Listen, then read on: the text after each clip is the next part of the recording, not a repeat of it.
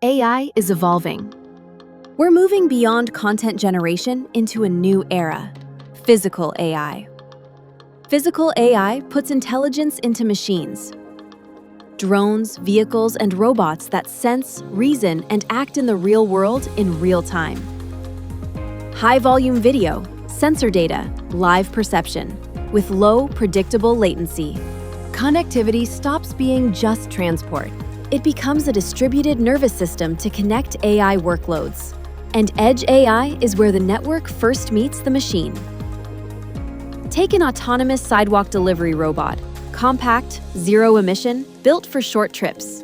Each robot can think locally, but when conditions change, a crossing is busy or a path is blocked, it may need help. AI inference at the edge gives the robot ears and eyes to hear sirens or spot emergency vehicles, and a voice to verify deliveries or call a supervisor instantly.